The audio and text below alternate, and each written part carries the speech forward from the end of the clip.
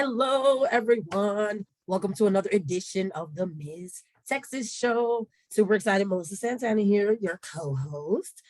Very excited to introduce some wonderful guests that we have today and, of course, delve into some interesting topics as always. So we're so grateful that you are tuning in and checking us out. But, of course, I do want to make sure we do the official welcome. And so, welcome to the Ms. Texas Show, where we showcase life in Texas and beyond and highlight amazing survivors of traumatic events, family violence, sex trafficking, sexual abuse, and community leaders who share community resources.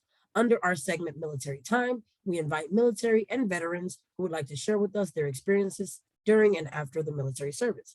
We run this segment in partnership with the National Veterans Chamber of Commerce, and we would like to invite those who have overcome traumatic events and would like to share and are now ready to help others. Under our Beauty for Ashes segment, we invite fellow pageant sisters, winners, and nominees, artists, musicians, actors, models, and dancers, as well as survivors who are now ambassadors for the cause to share with our audience their lives and the impact they have made. Our show runs twice a month, so if you would like to become a guest on our show, please email us at msusatexas@gmail.com, or you can message us on our Facebook, which is also at Ms. USA Texas, which is MSUSATEXAS. And so with that, we actually have a treat here. So we have a returning guest who has a bonus guest with her today.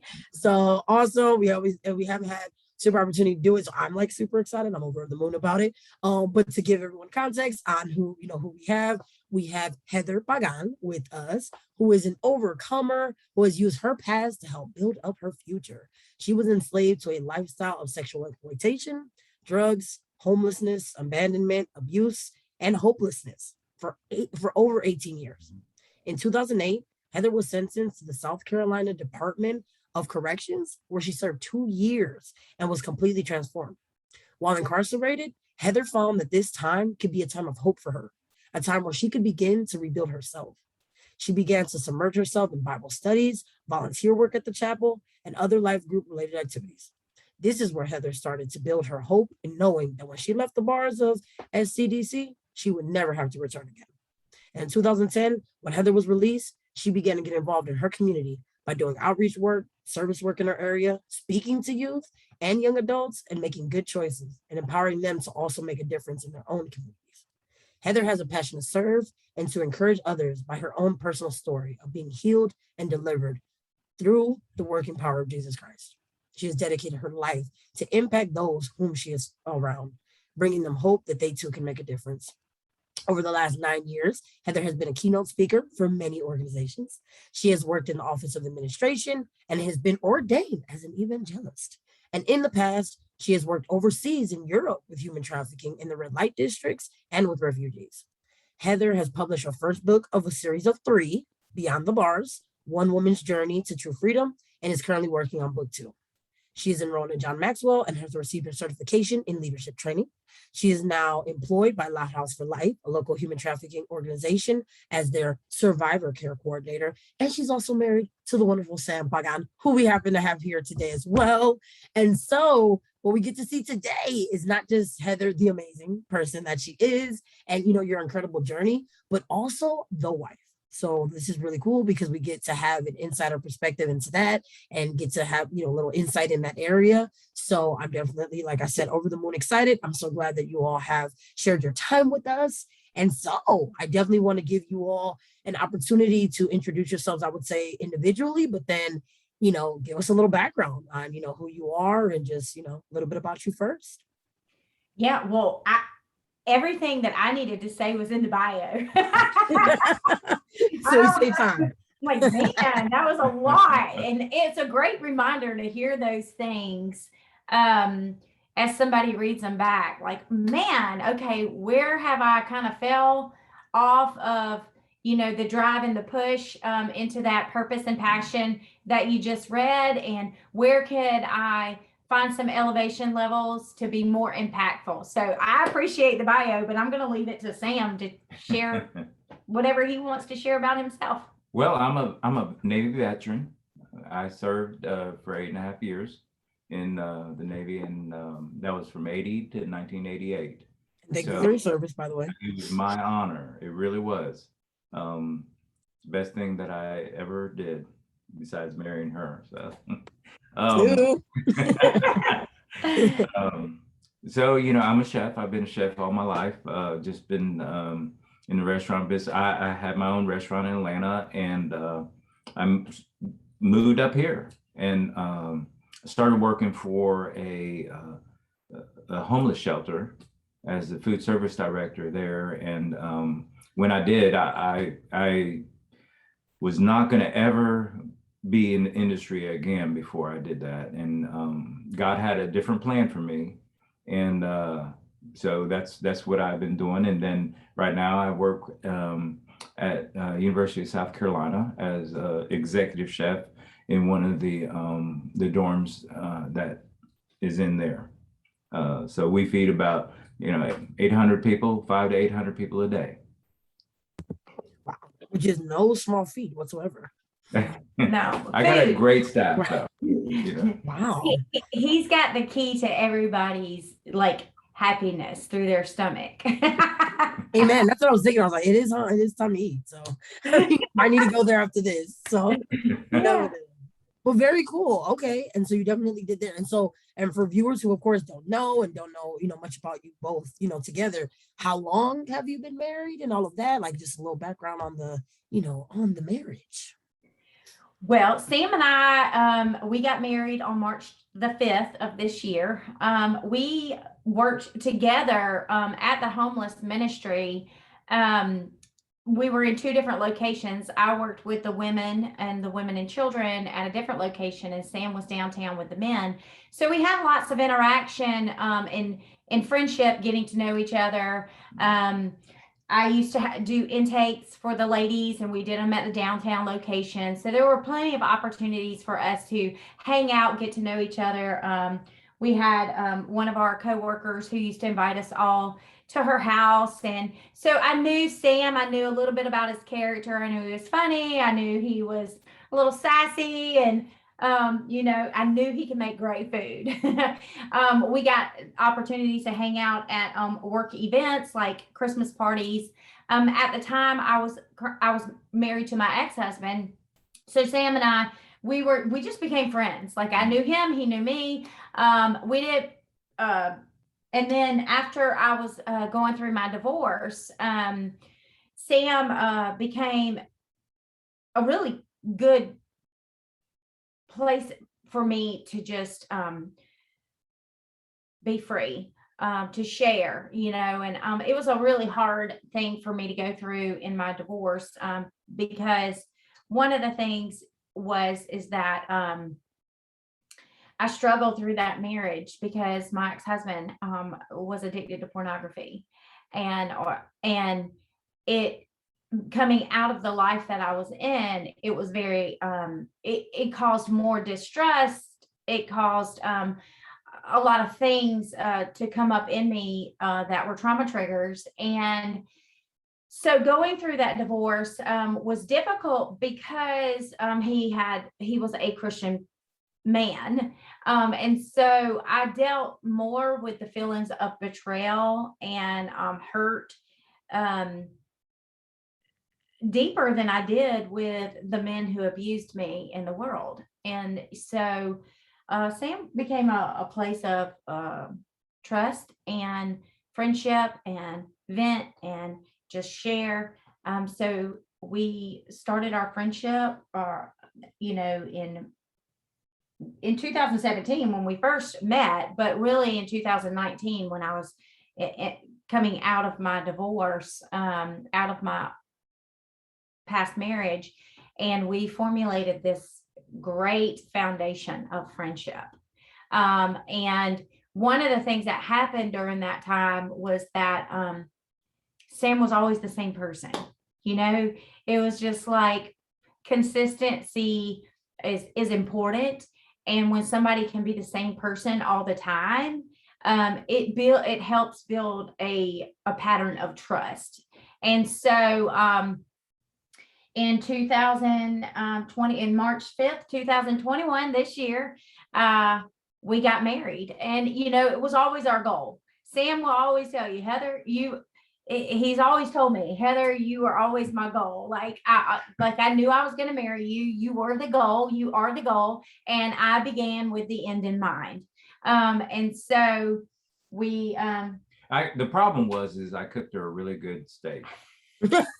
And I couldn't get it. I mean, it's a wrap. And that is funny because I'm so glad you mentioned, like, how it, like, what the goal was and all that, because that was actually my main question that I was thinking about the whole time. I was like, so Sam, could you tell us, Heather's, describing like what she saw in you and the consistency and just how you like built the foundation and like what you contributed to it. But I was definitely curious, like, how did you see her? Like, what did you notice first about her? Like, did you know, like, and all of that? Could you tell us a little bit about that? Yeah, well, it's funny you mentioned that. When I first met her, she's always been a very dynamic, charismatic woman and just an open book.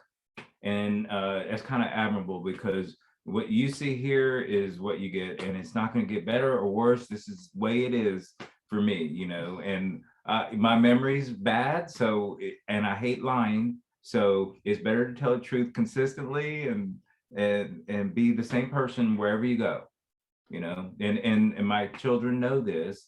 And it's important to be that way with everybody at work, here, home, at Walmart, wherever you go, I'm the same person. But with her, because we did work together, I had an opportunity. She was unhappily married at that time, but I still had the opportunity to be a coworker with her. It's very respectful of that, and her where she was in her life, whether she was unhappy or happy in her marriage. And the day that I found out that she was not going to be married anymore, it was a really cool day for me. So it really was. I'm like, that's a game changer, because I was a bachelor for, I don't know, 5 or 6 years, and that was an issue because I got to do whatever I wanted when I did and buy whatever I wanted when it was so. Getting back to an accountable relationship was a learned thing to do, so and obviously what her beauty, she's beautiful, so I mean I got to go there first, but her faith in God and church and community was strong. And I'm a big believer, being a restaurant owner, you have to be in the community because you want people to you want business, but you also want people to see the real you, and your genuine heart. And so it's an extension of her and our church community and people. And I have found out through my life that the walls of inhibition and lack of trust and lack of commitments and all of that is easily broken down with food. And it's true.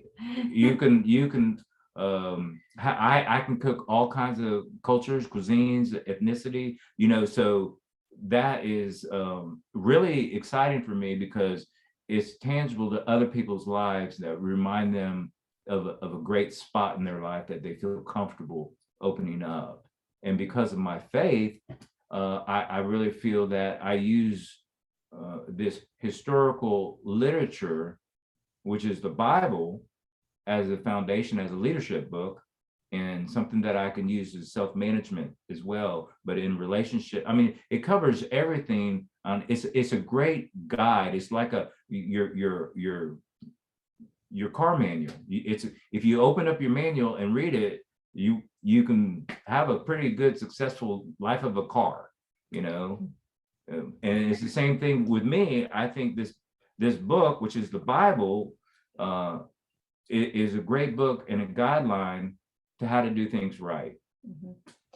And I want to chime into that because I do know this. Being married to me is not easy. No.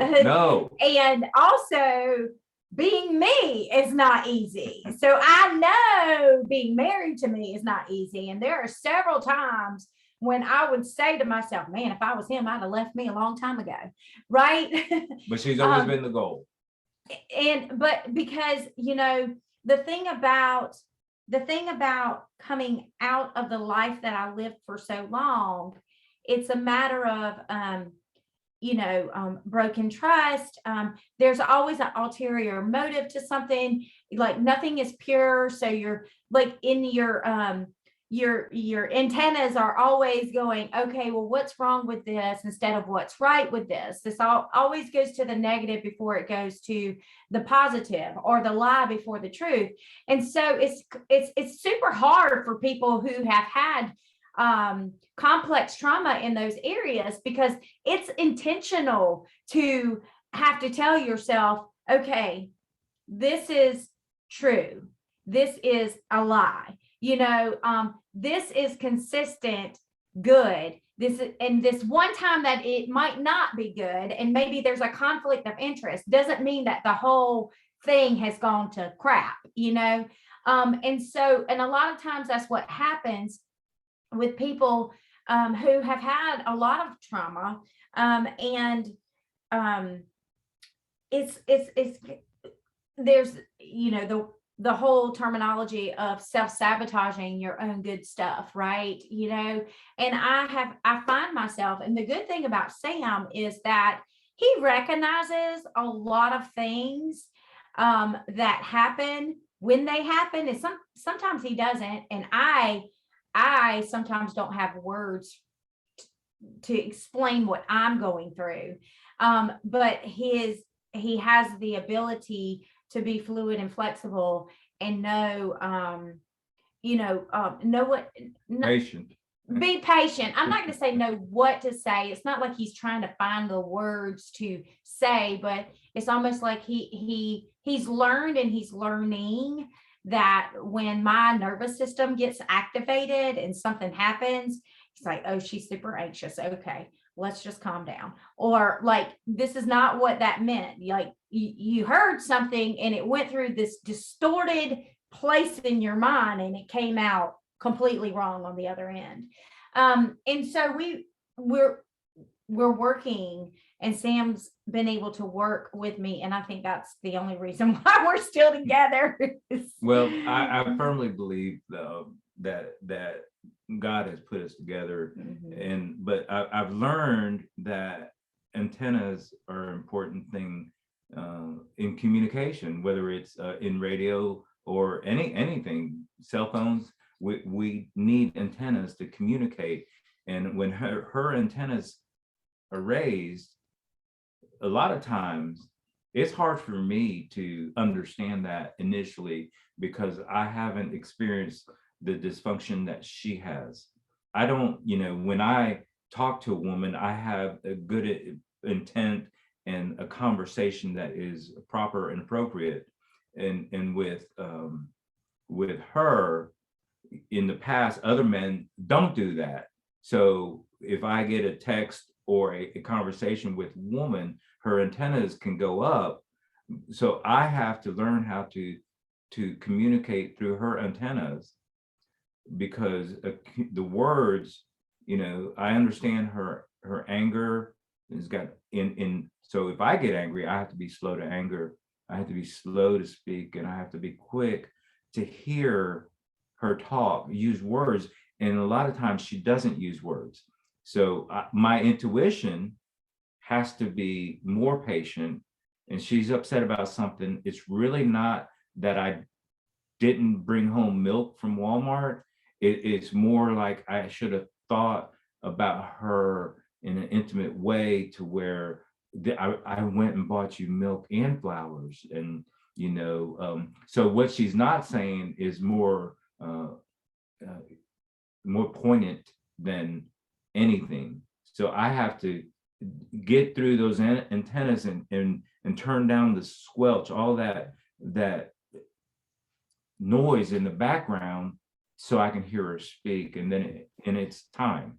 Time is what helps. And I have to be patient, even though I don't understand it. I don't, and how other men conduct themselves when their wife is not around. is appalling. And when I see it, I say something immediately. Because I don't want them to think it's okay. So when I talk to her and she says her antennas go up, it's harder for me to understand her communication. But I find that being patient and time will help manifest like proper communication. Absolutely. And I think, what's beautiful about it is too, I'm hearing a lot of things that, brought y'all together and just keeps you together and all of those things, but also too, even as someone I'm on the other side, so you all are giving me inspiration that, one day, yeah, I'm going to find him. He's out there. If you're watching, I'm here, I'm ready. But, but I think, it's definitely such a beautiful thing because I think, and you, Heather, you touched on it and you, Sam, eloquently like supported it, much like your marriage, is that a lot of things are a choice, and so like I think a lot of us, happiness is definitely another great goal to have. Speaking of goals, you know what I mean, and what to have in mind. But I think what a lot of us don't always talk about is that it does take a lot of work, though. Like you have to wake up and make that decision. Are we gonna have a great day, or is this gonna be a bad day? Are we gonna give into anger? Which is not necessarily like the more pleasurable emotion. It's just that it's easier, and like you said, Heather, it just might be the more comfortable emotion. It also might be actually not even comfortable, just what's learned, and so that's been your normal for the longest. So like to now know that, of course I would love for it to be a healthy emotion now, but that's new for me. And I'm having to retrain my brain to recognize this as something that's okay and not danger alert. So like, a lot of that. So I love that, you have worked through that. But what I also wanted to ask real quick, there's actually a couple questions that came up that I was like, oh, I'm so intrigued by everything. But the first one I wanted to ask is, I do think it is so wonderful that you, and so adorable that you say like she was always the goal. And like, you mentioned it and then you said it again yourself. What I'm curious about is that now, were you already thinking of being in a relationship before you met her, or did she become the goal because you just couldn't see your life without her? You know what I mean? Like, what was it motivated by? Well, it's a combination of both. I was at a place in my life where, I love marriage. I love that relationship. As I got older, I got to the point where I understand it and the necessity of being a man of integrity, a proper, and the value of quality of life, with my wife. But her being the goal was after she got divorced was the wow, the wow factor. And having a marriage is cool. Having the right marriage is better. Absolutely. See, and that's what I was thinking. I was like, and then I think it's interesting too, is that, sometimes we ignore our like gut instincts and like, what tells us that actually something might be okay to, pursue, especially when you've had, like you said, trauma though. Trauma is very good at doing that. It's a good thing though, because too, it's that our brain has trained us to like, recognize danger. And so it is a protective factor. Exactly. But then unfortunately, what's the vulnerable side of it is that it can also inhibit you and limit you. And then something that might be good, you might also detect it as danger just because, you're used to doing that. So I think it's really been incredible. And of course, I want to give space for you all to talk more about that because you both mentioned though having other relationships prior, and so, and obviously, you Heather shared a little bit about one of them and why that one might not have worked. And Sam, you just kind of mentioned that, it ended. So I know that there was something at some point that did not make them work. I'm curious, what do you think did not make those relationships work, but what keeps your relationship going? Unlike that's a great question. Not owning a restaurant is always helpful to your marriage. So really that's the helpful part is having a value of quality of life. Earlier this year for her birthday, I bought her a Harley. And that's probably one of the most romantic things that I've done is to share that with her, so we get to ride together. We get to have that intimacy on the road when we're traveling and riding and experiencing life, and having a quality of life is so important because we're still setting up the example for our kids. This is a proper relationship. This is how marriage should be. Sure, we argue, we talk, and we work it out. We don't go to bed mad at all. And that I'm stubborn in that way. And but she is a great wife. I come home and she's outside waiting for me. So all those little things are things that every man wants and doesn't get, but I get it because we were friends first. We were co-workers first. And then my path took a turn for the good, and her path took a turn.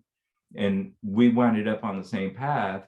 And when God gives you something, you should probably, like, thanks. Take care of it. Yeah, take care of it, but recognize you're getting it. Yeah, yeah.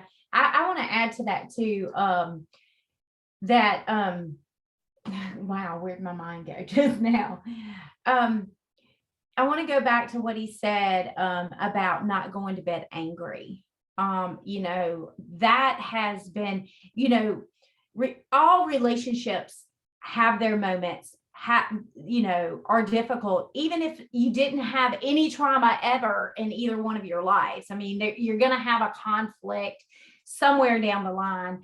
And I think that knowing that there have been times when I didn't want to even sleep in the same room out of my selfishness, out of my, I want to be mad and I'm going to hold on to this, and I'll show you, like Sam, that's not, he's like, no, we're not doing this. It doesn't matter. We can disagree, but we are going to resolve this before we lay our head on the pillow.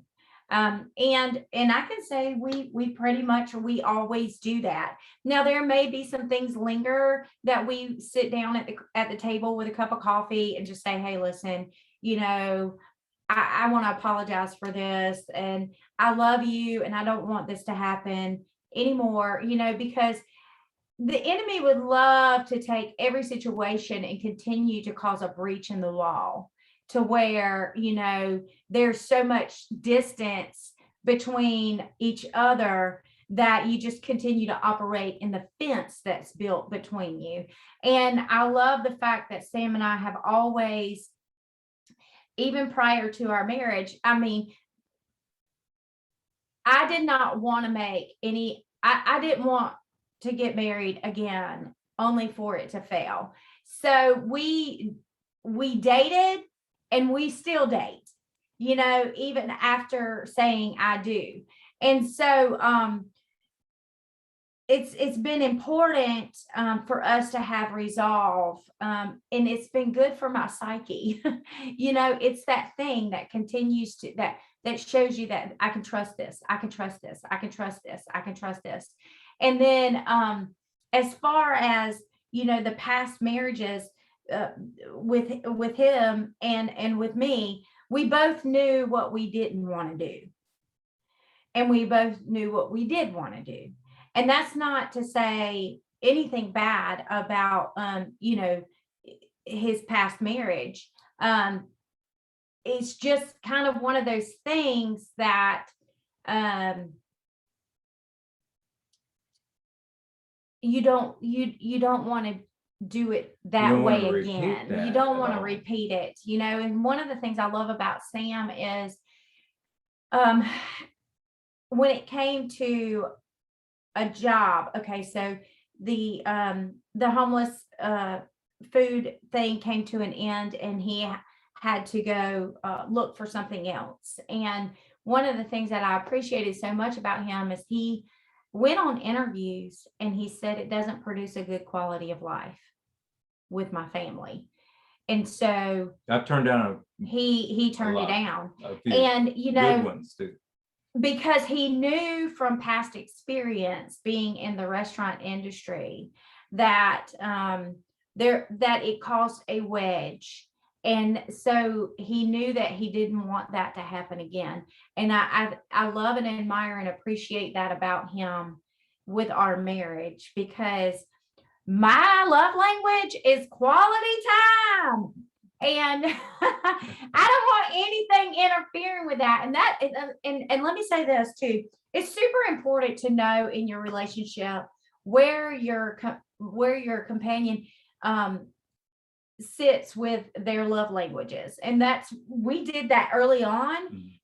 Even before we came into an official dating, we wanted to take the 5 love language test to see where we were compatible at. And that's helpful. And it is helpful. And so, and then we share some of the same similarities, where we both love time, touch, and affirmation. I like gifts too. And so we found a way that makes it work, but it is, it hasn't been easy. And I have to, I still see my trauma therapist. And then one of the best things too is when Sam and I decided that we were going to enter into this relationship, Sam wanted to go see my therapist with me, because he's like, I don't understand. I've never been through what you've been through. And also, he would say, Heather, I don't even know who that person is. Like, I never experienced that part of you. Yeah. So when I see you, I never see her. Right. Well, I wish that was like, she's still down there, the little 5-year-old girl who was abused, the 8-year-old girl who were like, she's still in there. And there are times when, things happen and I go back to that age, and so him learning all these different things has been very helpful, for him to sit in front of my trauma therapist and be like, I love her. Like, how do I help her? How do I love her well? Has been helpful for us. Right. Yeah. How do I love her great? Oh. And that part is definitely amazing because yes, again, there's so many things like gems that you all drop that I'm like, oh, I want to just capture all of them. But we'll definitely have time, thankfully, to like address each. But that one, I agree. I was definitely very curious. How are you able to cultivate like the kind of support? Because I think it's already great that you want to be supportive, as a husband and, to take on that role, but knowing that there is this weight that, Heather carries, and that is there and that, I'm sure you make it lighter, you know what I mean? I can tell and, you're able to do it, but, is there, did you have any honest thoughts about like that? And just like, what was that like to have to, take that on and, how to do it? And, if you could just tell us a little bit more about how that was. Well, I always go back to a certain passage in the Bible that holds strong to me, and that's in Ephesians 4:32. It says, and be ye kind one to another, tenderhearted, forgiving one another, even as God, for Christ's sake, hath forgiven you. So when we do something, whether we get pulled over and the cop is giving us a ticket for something, and you said, please, God, get me out of here. I'm so sorry. We want God to forgive us and make things happen.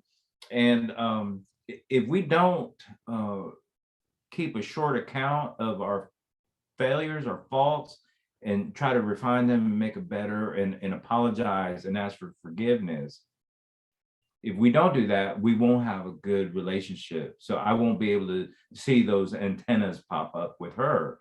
And when I keep a short account, I have a better relationship in my faith with God. And when I keep a short account of failures that I do, that I initiate, or faults that I want to approach her about, that I feel that there's an area of correction that I've noticed, and I want to bring this to you, but it's something that you are initiating, that I look at her and I want to, let's nip this in the bud. I was wrong, and I'm sorry. It wasn't my intent to hurt you. I didn't mean to say that or do this. This is what so when you understand, you can be understood. And I want to understand her, but I cannot grab a hold of the men that abused her, the men that used her, the men that everything. I can't understand that. Or so when there's the red flag that pops up in her mind, I'm like, what's going on? I missed something. Just tell me and communicate. And then when she shuts down, she uses 0 words. And that's her one thing that troubles me the most, is she does not communicate. I have to guess. Oh no. And I was gonna say, yep, and I see you because we're thinking and we're like, oh, as women, but that's the thing. Sometimes we do. And I was thinking like there's so many times too where I know I've heard anybody, any partner to be guilty of it. It's just like, well, I think, they should have just known how I felt. Like, and they should have just been aware and in tune with me, and I shouldn't have to explain it. But I know that guilty. I definitely have said to myself, no, I think I need to challenge myself to communicate it, because people aren't mind readers, unfortunately. We'd like them to. That'd be nice. Well, I'm a firm believer of talk is a form of intercourse. That's it's a place of intimacy, understanding, reaction, and counter reaction, and communicate. And let's clear it up. I did not mean to eat all the Oreo cookies. But I wanted to save you one, but I couldn't do it. Whatever that is. Yeah. So I also want to say, like in trauma, and you probably have heard this, and some of the viewers probably have heard this, a lot of times we have learned to operate in our fight, flight, or freeze responses. And now when I look at I'm 45, I operated in those fight, flight, or freeze. And the two that I tend to do the most is fight and flight. That over half of my life, that has been the place that my nervous system stayed activated in. And it was literally kept me alive, right? Getting out, literally fighting through, fleeing from, right? And so I learned that behavior, and the brain is amazing, because you have the ability to train it. Even the word of God says that we are to take every thought captive, that we are to be transformed by the renewing of our mind. And it's a constant effort. It's just not like, sometimes I'm like, dang, I thought I was further along than this. Right? How was it so easy for me to go back to ground zero? But it's because it's an intentional thing that I've learned that I've just got to continue to process through it. And sometimes it's easier than others. But changing the status of the narrative of the story, changing the narrative of the story. And when I am on the top of the ladder, figuring out how to get myself back down the ladder so I can, and it's a learned thing. It's something that through therapy, you have to understand what is going on with you before you can even change it. Baby, she can jump off the ladder. I'm going to catch her. Okay, wait, too cute, agreed. But see, well, that's what you would hope, like in a nice partner, in a true partnership, in a a real one, that you would be there to catch her fall, though, and that she can trust you to do so. And I think that's why I was like, you drop so many gems. Like you literally say things that I feel like are tweetable too, like the whole understand and that you could be understood. I was like, ooh, we need to copyright that, like that, but agreed. But I think there's a lot there that you said, but definitely just now what I heard too was that, and even when you do communication too, like I love how you also pointed out that, and I also love that you pointed out the love languages earlier, by the way, because I spoke to someone before that I was dating and they didn't know what it was. And I was like, oh, wait, let me tell you what love languages are. Like, this is a gem. We need this. Yeah. So because, it is one thing to communicate, but also to communicate in your partner's language, so because you could also be saying something and unfortunately the message gets missed because they're not able to receive that. And so, unfortunately that, that foundation needs to be built in that way and, to be able to have that platform to do so and then let it be two-way, directional. But another thing that I heard too with you, both of you sharing is that a lot of people think too that when you get to the marriage, that's the destination. And that's kind of like it, like that was the goal, what I'm saying? We got here. And I'm hearing with you all that no, that's where the work begins. And I'm hearing that you're both not afraid to continue doing the work, to continue doing what you got to do to keep it, and all that. So what I'm curious about now is that, what is some of that work that you're doing? I know, Heather, you mentioned some of it with therapy and things, but also what work do you do, but also how do you balance with everything else that you have going on? Because what's healthy about you both too is that you definitely have a very healthy partnership together, but you're still two separate people who celebrate each other's own identities. And that's also something that I, aspire to see other people have in healthy relationships, is that you don't have to lose your identity to be with that person, because then if you break up, you kind of lose who you are. You still need to be your own person. But it's great to be with somebody who celebrates that and can support that. So I'm curious, like I said, what that looks like for both of you. Well, with me, I want to empower her. I don't want, I want to be married to the same person I fell in love with, not a changed person. I love it. She was talking about last night. What do I love about her? I just, rattling on and stuff, and it's cool stuff. There's a lot of different things, I like her hair. I mean, she looks good. I like the way she laughs. I like her voice. I like, talking to her. I like, a lot of things. And it's important for me I'm married to Heather. I didn't marry Mrs. Pagán, you know. I don't know, I empower her. I bought her a Harley. I mean, wow. I spend time with her. I want to spend time with and it means that I have to take my friends and put them to the side. I don't watch sports, so I don't spend a lot of time involved with sports. That's a good thing. But we do spend a lot of time with our neighbors in church and my family, her kids, and so there's a lot of core, the nuclear core of what we're doing is a priority, because we're setting the example for our legacy. Mm-hmm. Yeah. And I can say one of the things that he just said, empower me. Sam does constantly empower me to be great, right?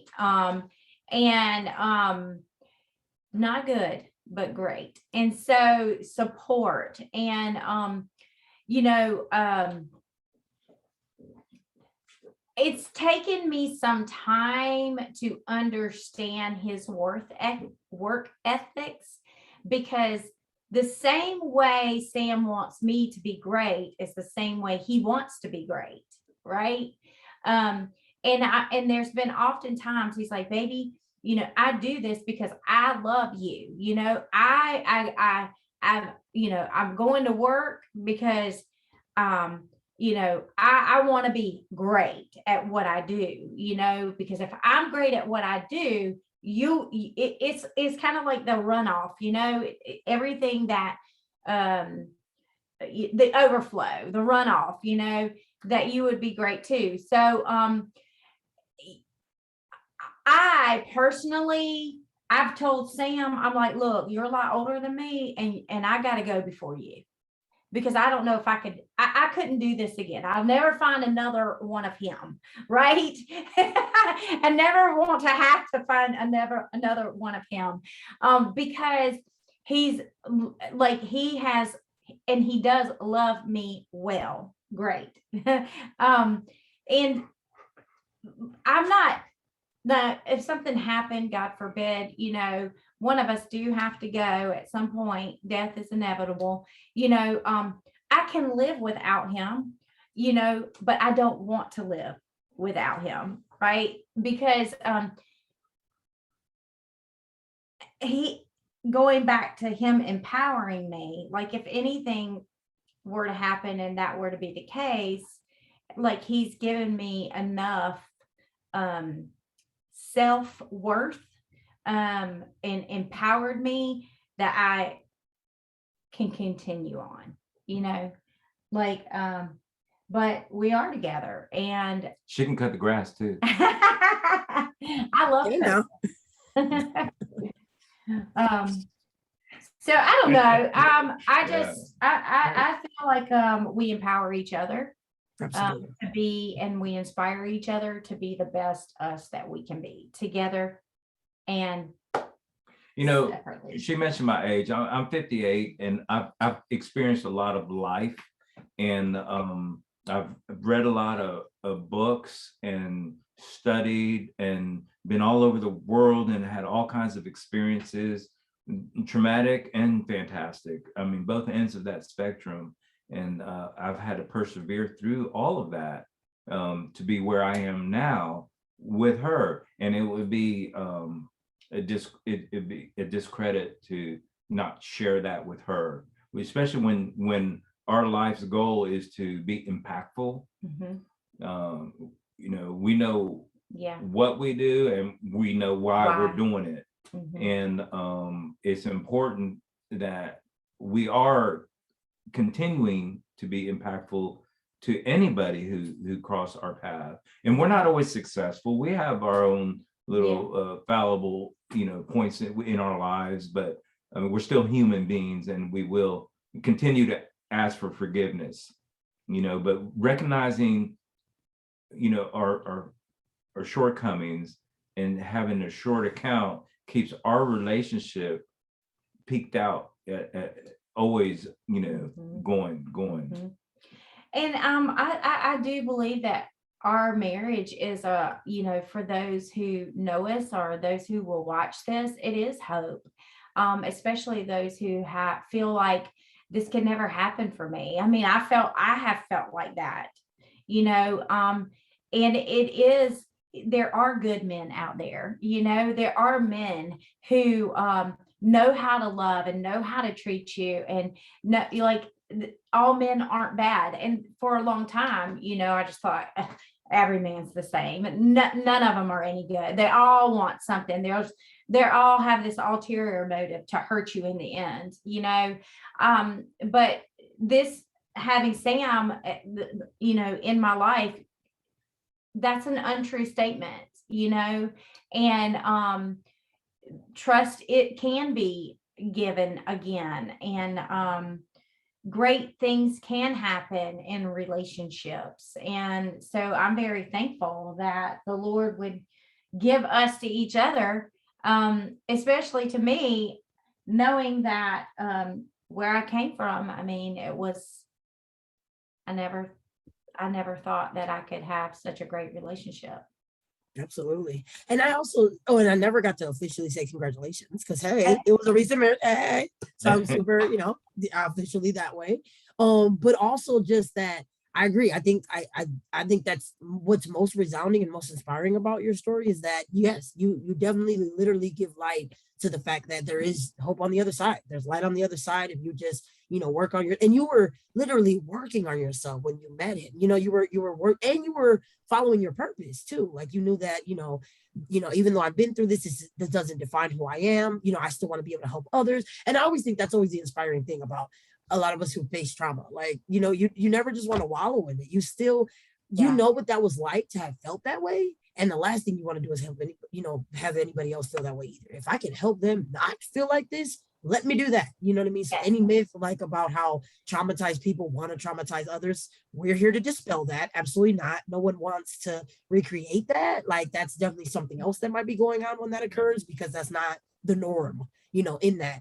But I think too, I love that you all shared definitely how you celebrate one another, how you continue to cultivate things. But I also thought it was really interesting too earlier how you mentioned that you still date. And so, you still date one another even after you are married, and that's another thing that you do to continue to put that work in. So yes, it definitely made me think about what is that like how do you, is it that you continue to keep things, I mean, I think it's just, I love literally the energy it radiates, your all's happiness. I can literally feel it from across the screen. And so it's just, I'm curious, what do you do to keep those? I mean, I heard about the Harley, don't get me wrong, that was pretty major, but then is it bigger things, is it little things? What are the things you do? I think it's the little things. Everything's in the details. For me, last night was a good example. I had a busy work week, and I got off a little early, and the only thing I wanted to do was sit at home with her watching a couple of movies, and she didn't want to do that. So, we had to come to an equal understanding that I'm going to have to make some sacrifices. I'm not going to do what I want to do. I'm going to do what she wants to do. And then there's other times where the roles are reversed. Mhm. So, sometimes you win, sometimes you don't. But, making a sacrifice is not just for your kids. Well, I did this for my kids. Well, this is what I'm doing for my wife. It's not a past tense thing. It's a present tense. Is I am not in future tense that I have to make time and sacrifices for my wife. I think some of our best date times have been like, hey, we're just going to go to Walmart, Yeah. push the buggy, and go down TJ to Maxx. every single aisle, Yeah, right? we Every will. single We will. aisle, like an hour in Walmart, not buy one thing. We just have the buggy and we're there together. We're just looking, we're talking, the Harleys, watching movies, sitting at our island in our kitchen is one of our favorite places to be. Grabbing a glass of wine and unwinding and talk about whatever we want to do. We have a date after this. We have a date. We're going through our garage today together so that we can eliminate some things, have more space, and use the things that we find that we want to get rid of to make extra money so that we can do something we want. So, those are things. It's actually fun. I mean, and we'll fuss at each other and what are you doing? I'm got sidetracked or something. Yeah. Yeah, but it's still at the end of the night, we get in the shower, we get in the bed and have some time to just like exhale. Yeah. And that was a good day, we bond and closer. Yeah. So, and I'm always going to revert back to, the Bible, that historical literature that people so delicately dance around. It's a really awesome book. He said, husbands, love your wives, and the verse I quoted earlier, be kind one to another. It doesn't say be kind only to Japanese people. It says be kind one to another. It includes her. And it's a two-way street, and it's the kind of people you really don't like. You got to be kind. You got to be kind and tenderhearted. Yeah. Yep. And the dating is him coming home, with a bouquet of flowers because I love them. Yes, they're going to die, but still, I love having them to look at, and it's all the little things. It's not these big, like, hey, we went on vacation here or we did this. It's every single day doing something that initiates love and unity. Indelible. Mm-hmm. Permanency. Absolutely. I mean, it's what's going to keep it sustainable. And it's part of like what we go back to as far as if it's going to be a choice, like a daily choice, like this is part of it. Like, and how am I choosing today? How am I going to show it today? How am I going to display it? And how can I make you feel valued today and remind you why I wanted to be in this in the first place? Yeah. So I think that's what's been, great. I want to tell you, you said the word choice. It's not a choice for me. It's something I have to do. I should do. I want to do. And choosing, so a choice is saying, I don't have to do it today. I can put it off. And I'm not going to put her off. She doesn't deserve that. Definitely another whole word right there. See what I mean? They're all. So we need to write this down, viewers. We're giving you notes like for life. Well, I want to tell you something. Communication is so important. Not only that, the words that you use, they can't be retracted. Right. So, and they should be placed just like your steps should be measured out and walked out and planned out. So should your words. Yep. I agree. No, I definitely agree. And just going into it with a certain type of mindset to know like how you're going to commit to something, what kind of level of commitment are you going to bring? How does that reflect your own characters, which a lot of you said you brought and all those. And what you're bringing me to is that, I mean, because I can talk to you all day, but I do want to also release you to your garage date and then also with everything else. But so it's actually perfect timing is bringing us to my final question is that, for all viewers, we might be speaking to some who are single. We might be speaking to some who are dating, who are engaged, who might be married, or who might be, like you said, Heather, on their divorce. You know what I mean? Figuring it out. I feel like to all of them, what would be your piece of advice? You know what I mean? No matter where they're at in the journey and, you know, what they're looking for, like, what piece of advice would you leave with them that you would share, each one of you? Um, it doesn't hurt to get lucky. I mean, you know, I got lucky and with her, yes, sometimes when you find I remember one time I bought a suit at a thrift store, and I went through it. Our fur baby is like, I need attention. I went through it and I found $20 in the breast pocket. That was luck, you know. I got lucky, you know. If I hadn't looked for, you know, what's in the pockets, you know, I wouldn't have the $20. And I mean, she's not a $20 bill, but she is. It was lucky that I found it. And when God sends you something and then you don't recognize it, and then he sends you another something and you still don't recognize it, and then he keeps saying, sooner or later he's gonna like, dude, you can't get the hint. I'm trying to hook you up, you know. And I got hooked up. So, and I'm 58, and I finally met the love of my life. And I would just share that, you know, the month of September, the word that I carried with me was consistency from September 1st until the 30th. And it's still a word. I started working out September 1st, and I've been consistent. And one of the things that my tagline was, consistency brings results, right? And it has, and it is, and I can see it because every day I've gotten up and I've went and met my trainer, and I can see it in my physical body. I feel it, right? And I want to say that that's the thing in anything that we do, is consistency brings results, right? And so in relationships, it is being consistent. If I need an attitude adjustment, being consistent at having an attitude adjustment. If I need to be more kinder, being consistent at being kinder.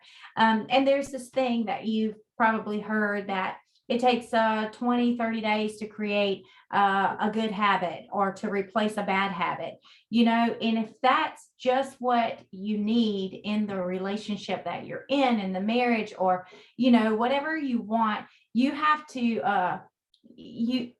be consistent in it, right? If you're coming out of a bad marriage, or what are you doing to look for a good marriage, you know, or a healthier place, you know, a healthier relationship? Because if we're not thinking of what we don't want and what we want to do differently, then we're always going to repeat the same patterns, right? So there is hope.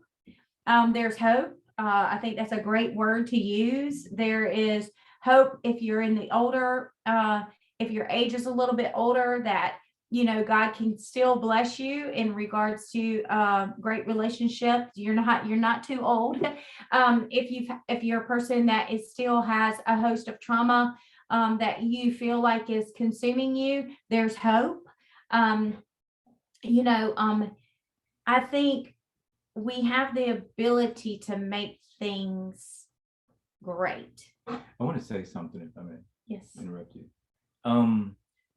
You know, if you're baking cookies and you put cooking analogy, here we go.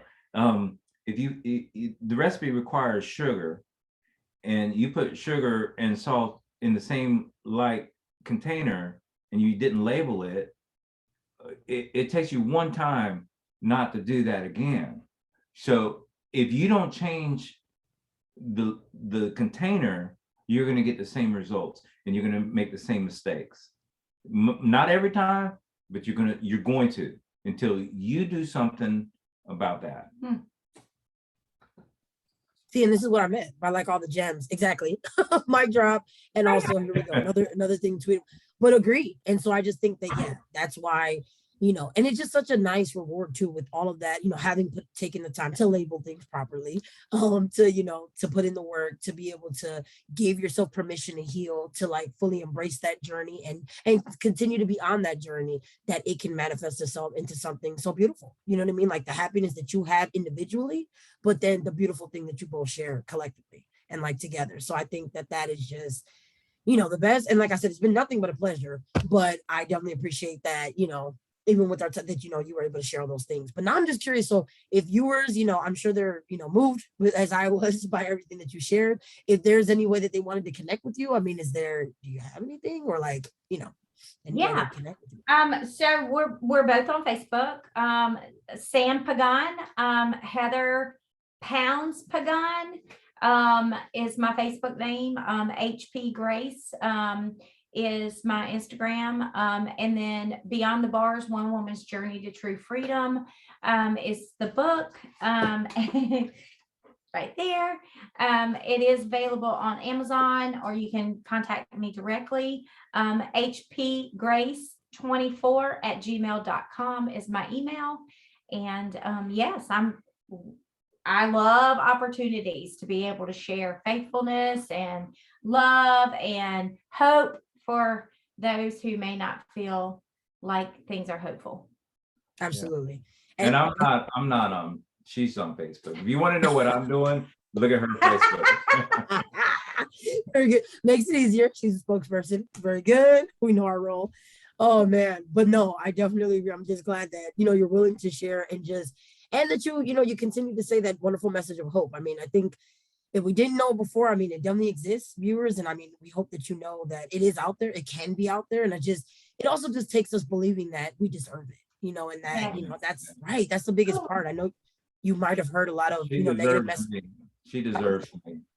You know what, Sam said that to me very early on. He said, you deserve me. And at first, you know, in my trauma place mind, I'm like, what do you mean by that? You know, but the truth is that I do deserve someone that treats me with kindness and love and respects me, as a woman, because, you know, I was so used to the other thing that felt normal, and this felt abnormal.